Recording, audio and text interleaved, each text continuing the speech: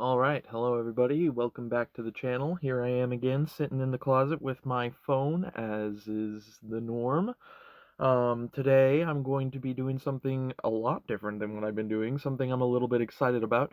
I'm going to be cooking for you some Lomo Adobado. Yes, sir, yes, probably very few of you know what that is, unless you happen to be from Spain.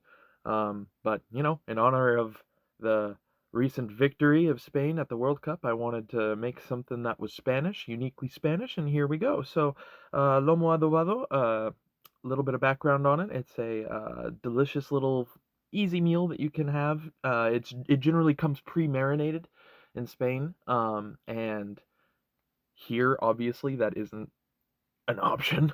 So I've kind of had to figure out over the years how to make this. And after a lot of trial and error and experimentation, I think I've finally kind of landed on a recipe that I like, and I'm happy to share it with you guys. So a little bit of fun story time while you're watching this be created. I have all the ingredients listed out and all that stuff, so I'm just voicing over what I did. Also, quick note, sorry about the formatting on this video. I tried very hard to get it to be vertical, but I just couldn't figure it out. It's my fault. It most certainly is my fault. But couldn't really figure it out, and I already kind of had made the recording once I figured out the issue. So, you know, I'll try to figure it out in the future if I do more live form videos. But this is my first time doing this, so this is this is pretty cool, pretty exciting. Um, so quick little story. Last year in 2025, I actually decided to move to Spain, and I lived in Spain almost for an entire year until November of 2025. Didn't quite make it a year, but it was really a cool experience. It was really fun. I am a citizen of Spain. I'm a citizen of the United States and of Spain. And so I had the opportunity to go and work over there as an English teacher.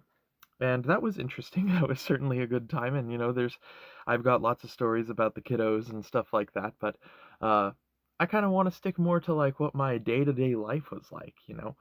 Um, every day over there, I'd walk over to the train station and take the trains all the way over to where I was working, and it would take me about an hour every day to get there.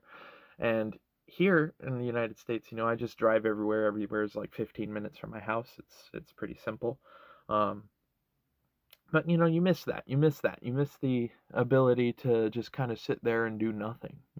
I kind of just want to sit down and have other people drive me around. It's it's not really a big thing, but I did really enjoy my time there. And this food is something that really did get me through some of the harder times towards the end there, whenever the income started drying up, hours started drying up at the job I had. I started looking for other jobs, and eventually I just kind of decided I really didn't actually end up liking teaching very much. Um, I didn't like the sensation of having to, I don't know, having to control the classroom is a very difficult task, and it's a very difficult thing to do without yelling or without like losing your temper, for me at least personally. So teaching was not the right thing for me, but I came back to the United States, and I've been cooking ever since then, at various restaurants, and I've been enjoying it very much. So I might make some more cooking videos. We'll see. This format is definitely going to change. It's definitely not. Yeah, I made lots of friends over in Spain, and it was a lovely time.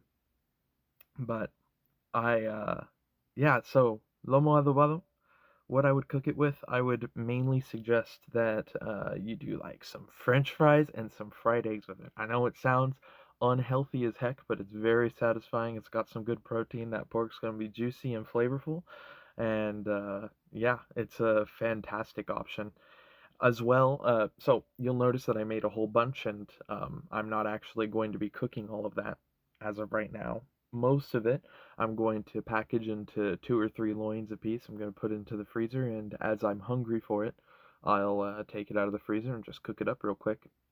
It's really meant to be a convenience thing, and I don't know, maybe this will help someone with their protein or something like that.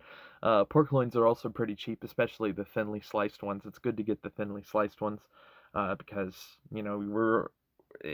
it'll be sitting in the freezer probably for a while before I use it. But um, generally speaking, you want the thin ones so that they pick up the flavor a little bit faster.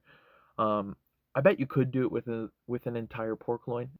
I enjoyed making the video the other day, or yesterday, I guess it was for me. At the time of this recording, I made that video real quick. It was a fast thing. It was more form, more free flowing, and I enjoyed that. I did. I kind of enjoyed the outlet of just being able to talk, and I don't think that there's going to be a lot of people necessarily that are just going to want to listen to me talk while I have stuff going on in the background, but it's still a nice thing on my end to do, and so um, whenever I have time to do it, I'll do it, and if I don't have time, I won't do it. Quite frankly, but I do have a couple more ideas in the works here. Nothing big, nothing academic. But I was thinking of maybe perhaps we could do a reaction to some recipes, something like that. I'm not sure, but regardless of what you guys, regardless of that, I will be looking for things to react to. If you guys have any recommendations for anything to react to, you can always send a link in the comments. I'll try to find the video from there. But yeah, guys, thanks for watching. If you got this far, please leave a like, leave a comment. It's really nice to see engagement and stuff in the videos. And you guys have a wonderful rest of your day. Goodbye.